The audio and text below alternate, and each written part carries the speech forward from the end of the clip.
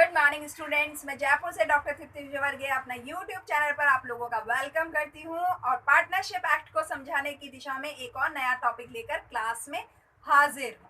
आज का टॉपिक है डिसोल्यूशन ऑफ पार्टनरशिप फर्म। आपके लास्ट वीडियो में मैंने आपको बताया है कि डिसोल्यूशन ऑफ पार्टनरशिप और डिसोल्यूशन ऑफ पार्टनरशिप फर्म में क्या अंतर होता है। जैसा कि क्लियर समझ में आता है कि जब भी सारे पार्टनर्स के बीच में जो ड्यूरल रिलेशनशिप होती है उसका अगर खत्म हो जाता है, वो खत्म हो जाती है, लेकिन बिजनेस शुरू रहता है, उसको तो बोलते हैं पार्टनरशिप का डिसोल्यूशन।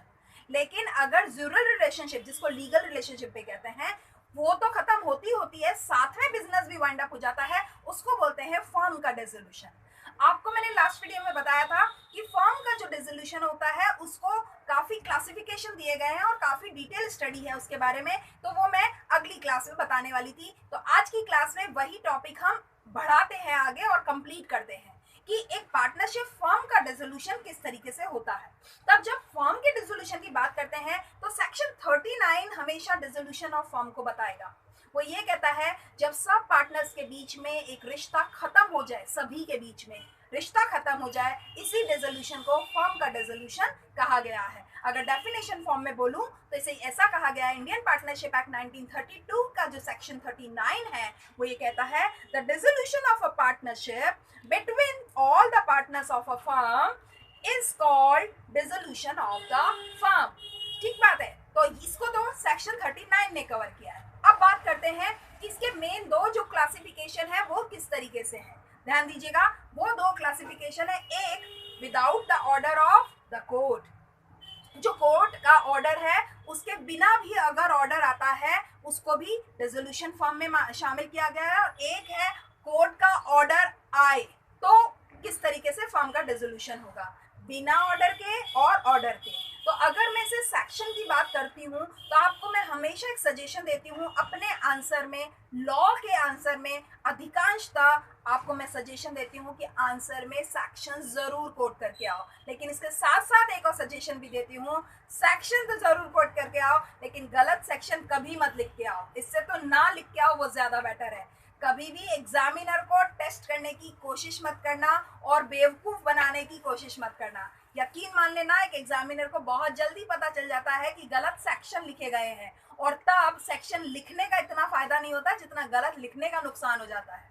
तो मेरा हमेशा आपको एक सजेशन रहेगा, अगर सेक्शन लिखना चाहते हो तो कंप्लीटली लर्न हो, एकदम कॉन्फिडेंट हो, तभी लिख के आना, नहीं तो मत लिख के आना। मैं मेरे बोर्ड पे अधिकांशतः सेक्शंस को कोट कर देती हूँ ताकि सुनने और देखने से आपको शायद वो याद ज्यादा परसेंटेज पे रह जाए।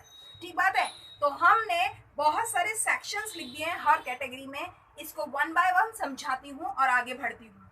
जब बात करें कि डिसोल्यूशन ऑफ फर्म की, अगर वो विदाउट ऑर्डर है कोर्ट के, तो उसमें इसने कहा है चार मेन क्लासिफिकेशन कहे गए हैं। नंबर एक, अगर उन लोगों के बीच में म्यूचुअल एग्रीमेंट हो गया है। आप देखेंगे सेक्शन 40 ने कवर किया है म्यूचुअल एग्रीमेंट को, और म्यूचुअल एग्रीमेंट के लिए वो ये कहता है अगर आपस में कोई म्यूचुअल एग्रीमेंट हो जाए, यानी वो पहले से ही कोई चीज पे तय कर लें कि हम एक 5 साल के लिए, 10 साल के लिए, या ये काम हो जाए तो, या किसी की डेथ हो जाए तो, इस तरह का कोई एक एग्रीमेंट अगर वो साइन कर लेते हैं स्टार्टिंग में ही, और वो कोई बात हो जाती है जो उन्होंने जिस बात पे उस एग्रीमेंट में लिखी है, अगर वो बात हो जाती है तो हम इसको ये कहते हैं कि ये एग्रीमेंट था कि उन्होंने जैसे 5 साल के लिए पार्टनरशिप रखनी थी, 20 साल के लिए रखनी थी, या किसी नए पार्टनर के आने पर वो खत्म कर देंगे, या किसी के रिटायर होने पर या डेथ होने पर वो खत्म कर देंगे।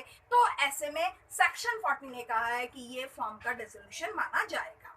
नंबर 2 कहता है कंपल्सरी डिसोल्यूशन भी होगा। जैसे वो उसमें था एग्रीमेंट, और इसमें ये कहता है उसमें तो वो चाहे तो वो उसे कर सकते हैं खत्म, और नहीं चाहे तो रहने भी दे सकते हैं। लेकिन कंपल्सरी डिसोल्यूशन का मतलब है अनिवार्य रूप से फर्म को खत्म करना ही होगा, और अनिवार्य रूप से खत्म करना है तो सेक्शन 41 कवर करता है। अब ये जो अनिवार्य रूप से सेक्शन 41 ने कवर किया है, इसको उसने दो हिस्सों में बांट दिया है। नंबर एक, अगर सारे पार्टनर्स इंसॉल्वेंट हो जाए एक्सेप्ट द वन, किसी एक पार्टनर को छोड़कर बाकी सारे पार्टनर्स दिवालिया अगर हो जाते हैं, तो ऐसा जो स्थिति होगी वो फर्म के डिसोल्यूशन की कंपल्सरीली वाली सिचुएशन होगी, और ऐसे में फर्म डिसॉल्व हो जाएगी। एक नंबर दो चीज है, अगर किसी भी बिजनेस में जो पार्टनरशिप का है, अगर फर्म का बिजनेस अनलॉफुल हो जाए, आपको ध्यान होगा मैंने मेरे लास्ट वीडियो में जब डिसोल्यूशन ऑफ फर्म की बात कर रही थी, एक एग्जांपल बताया था कि मान लेते हैं एक फर्म है जिसमें 3 लोग पार्टनर है, mister A, mister B and mister C, and all the partners are very ready to carry on the business, or they are carry on the business of chemical, एक पर्टिकुलर केमिकल का वो business कर रहे हैं। अब मान लेते हैं कि by the order of law that particular chemical is band for business, business करने के लिए उसे बंद कर दिया गया है, मनाही हो गई है कि इस केमिकल का बिजनेस नहीं हो सकता। अब ध्यान दीजिए, अगर इस केमिकल का बिजनेस कर नहीं सकते, सरकार ने मना कर दिया है, इसके अलावा उनका कोई बिजनेस नेचर था नहीं, तो फिर ऐसे में वो पार्टनरशिप कैसे जिंदा रहेगी? तो ऑब्वियस है पार्टनरशिप भी खत्म होगी और फर्म भी खत्म हो जाएगी, ये कंपलसरी हो गया है, क्योंकि अगर वो नहीं करते हैं तो ऐसे में वो अनलॉफुल बिजनेस हो जाएगा, और वो अनलॉफुल बिजनेस करना चाहते नहीं थे। तो इस बात को आपको समझ लेना चाहिए कि अनलॉफुल बिजनेस जो सेक्शन 41 ने कंपलसरी बिजनेस का एक सेकंड टाइप बताया है, वो ये कहता है कि अगर सरकार का ऑर्डर आ जाता है और उस ऑर्डर की वजह से आप जिस बिजनेस में हो वो बिजनेस अब अनलॉफुल हो जाता है, तो फिर उस फर्म का डिसोल्यूशन करना जरूरी हो जाएगा। अब आगे बढ़ते हैं, इमरजेंसी। सेक्शन 42 कहता है अगर कोई इमरजेंसी हो जाती है, यानी कोई आकस्मिक घटना हो जाती है, तो वो कहता है ऐसे में फर्म का डिसोल्यूशन होना आवश्यक हो जाता है। और वो इमरजेंसी क्या हो सकती है? किसी भी पार्टनर की डेथ हो सकती है, इंसॉल्वेंसी हो सकती है, इंसैनिटी हो सकती है, कोई भी ऐसी चीज जिससे वो पार्टनरशिप फर्म खत्म हो रही हो, उसको कहेंगे सेक्शन 41 के हिसाब से वो फर्म का डिसोल्यूशन हो रहा है। अब बात करते हैं सेक्शन 43 की बात करते हैं, सॉरी इमरजेंसी जो है वो 42 को ही कवर कर रहा है। अब बात करते हैं नोटिस की, तो वो कहता है सेक्शन 43 कवर करता है नोटिस, यानी कोई एक पार्टनर बाकी सारे पार्टनर्स की को एक नोटिस दे कि हम इस फर्म को अब खत्म करना चाहते हैं, और उस नोटिस पर सभी पार्टनर्स अपनी अपनी सहमति दे दें। देखिए बहुत इंपॉर्टेंट चीज है, consent from all the partners. अगर ये नहीं होता तो ऐसा काम फिर नहीं हो सकता। अगर सभी पार्टनर अपनी अपनी सहमति दे देते हैं उस नोटिस पर, तो फिर एक पर्टिकुलर टाइम पीरियड के बाद में उस फर्म का डिसोल्यूशन हो सकता है। इन सारे डिसोल्यूशंस को तो हमने कहा है जब ऑर्डर की जरूरत नहीं है, कोर्ट के ऑर्डर की जरूरत नहीं है। तो सेक्शन 40, 41, 42 और 43 जिसमें अपन ने म्यूचुअल एग्रीमेंट, कंपलसरी, इमरजेंसी और नोटिस, इसको बढ़ा है। इन चारों सेक्शंस ने इन चार बातों को कवर करते हुए without the order of court इसमें कंपलसरी इसमें डिसोल्यूशन ऑफ फर्म को समझा है। अब एक दूसरा पार्ट कर लेते हैं, जब कोर्ट का ऑर्डर आ जाता है और उस ऑर्डर की वजह से उस फर्म का डिसॉल्व की जा रही है, डिसोल्यूशन हो रहा है, तो उसको हमने कहा है ये सेक्शन 44 कवर करता है। ध्यान दीजिएगा 43 तक हमने विदाउट ऑर्डर की बात करी है, और 44 जो है कोर्ट का ऑर्डर आएगा। इसमें 7 बातें हैं, कितने 7 क्राइटेरिया हैं, और सारे क्राइटेरिया सेक्शन 44 के ही हैं। सिर्फ अंतर ये है 44A में कुछ और, 44B में कुछ और, C में, और इस तरह से करके G तक गए हैं। 7 बातों को कवर किए हैं। अगर आप ये ऑर्डर से याद कर लेंगे तो आपको बिल्कुल आराम से ये सेक्शन कोट करने में मतलब कोई दिक्कत नहीं आने वाली है। बस डिपेंड करता है आप सही ऑर्डर में याद कर लें। तो पहला ऑर्डर अगर बात करें, जो सेक्शन 44A कहता है वो कहता है इंसैनिटी, यानी अगर किसी पार्टनर में कोई पागलपन हो गया है, मान लेते हैं कि सारे ही पार्टनर पागल हो गए हैं किसी एक को छोड़ करके। अगर एक को छोड़ करके पार्टनर सारे पागल हो गए हैं, तो मान के चलिए कि कॉन्ट्रैक्चुअल कैपेसिटी खत्म हो जाती है और बिजनेस को कैरी ऑन नहीं रखा जा सकता। तो ऐसे में फर्म का डिसोल्यूशन होना जरूरी हो जाता है। तो ये कहता है on the application of any of the partner, court में order for the dissolution of the firm if a partner has become an unsound mind.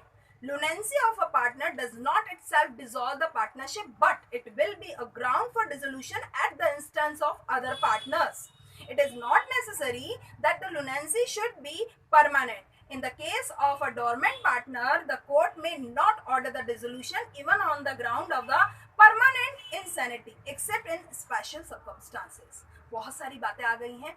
Dormant partner कौन होता है? वो जो निष्क्रिय पार्टनर होता है, और निष्क्रिय पार्टनर जो अगर वो पागल हो जाए तो हो सकता है कि कोर्ट ना भी ऑर्डर दे कि फर्म का डिसोल्यूशन किया जाए। लेकिन अगर किसी भी एक्टिव पार्टनर में लुनेंसी आ जाए, इंसैनिटी आ जाए, तो अगर कोई पार्टनर कोर्ट में एप्लीकेशन लगा देता है तो उस एप्लीकेशन के अगेंस्ट में मे बी की कोर्ट ऑर्डर कर दे कि इस फॉर्म का डिसोल्यूशन कर दिया जाए, और ऐसा अगर होता है तो with the order of court माना जाता है ऐसा फॉर्म का डिसोल्यूशन।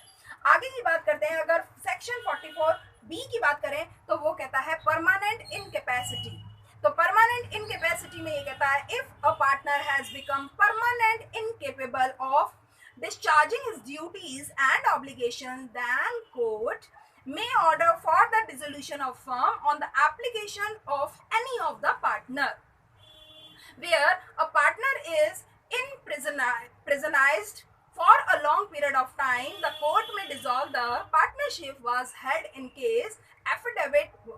ठीक बात है। अब ये कहता है अगर मान लीजिए कि 3 लोग हैं, 3 लोग में से कोई एक पार्टनर तो हो गया है, इनकैपेसिटी हो गया है, वो अब उसको अपनी ड्यूटीज और ऑब्लिगेशन को फुलफिल करने में इनकेपेबल है। क्यों? क्योंकि या तो वो लंबे समय से जेल में रह रहा है, इम्प्रिजन्ड हो गया है, लंबे समय से जेल में रह रहा है, या फिर वो पार्टनर एक्टिवली पार्टिसिपेट नहीं कर रहा है और उसका जो अनसाउंड माइंड हो रहा है, इस तरह की कोई बात हो जाती है, तो फिर वो कोर्ट में एक एप्लीकेशन लगा सकता है और इस बेस पर, एप्लीकेशन के इस बेस पर एक कोर्ट ये ऑर्डर दे सकता है कि फर्म को डिसॉल्व कर दिया जाए। ऐसा सेक्शन 44B ने कहा है, राइट। अब तीसरी की बात करते हैं, जो 44C कहता है वो कहता है मिसकंडक्ट। मान लीजिए कि किसी पार्टनर ने बहुत ही खराब व्यवहार किया है, यानी if any partner other than partner suing is responsible for any loss to the firm में उसकी वजह से बहुत बड़ा नुकसान हुआ है और उस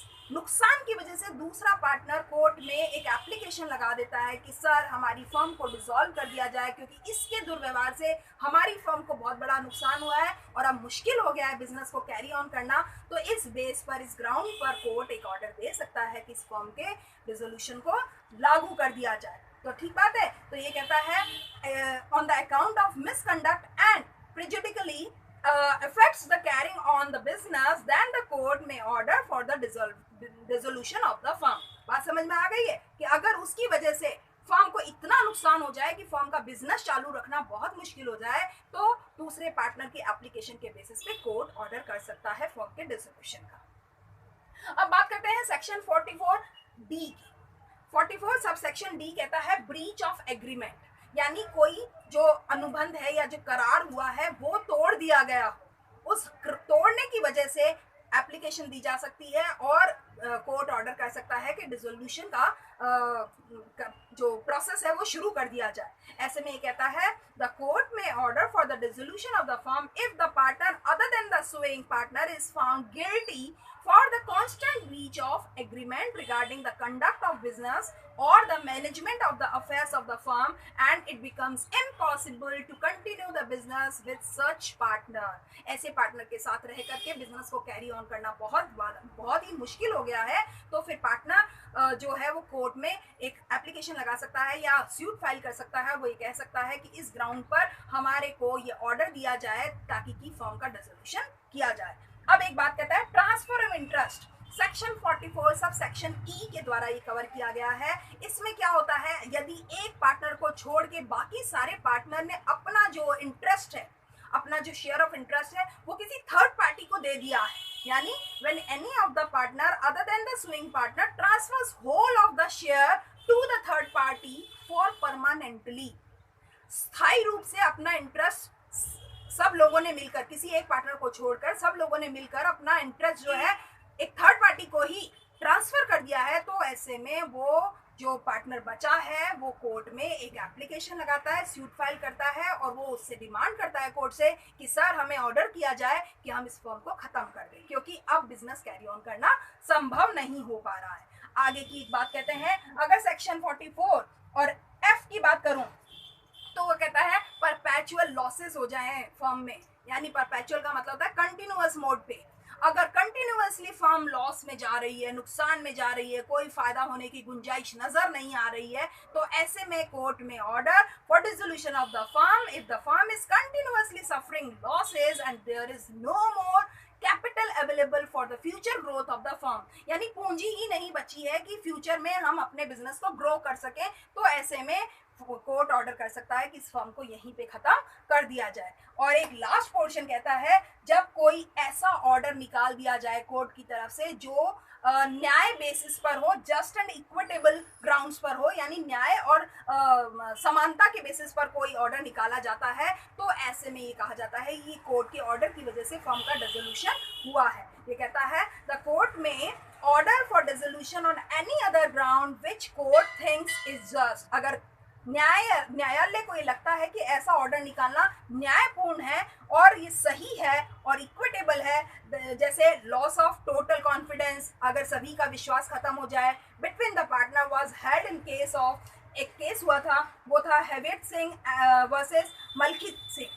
तो ये इसमें यही हुआ था कि जो कॉन्फिडेंस है वो ही खत्म हो गया था, आपस में एक दूसरे के ऊपर जो ट्रस्ट था वो खत्म हो गया था। तो ऐसे में कोर्ट ने ये ऑर्डर निकाला था कि यही ज़्यादा सही और न्यायपूर्ण रहेगा कि इस फर्म का रेजोल्यूशन कर दिया जाए।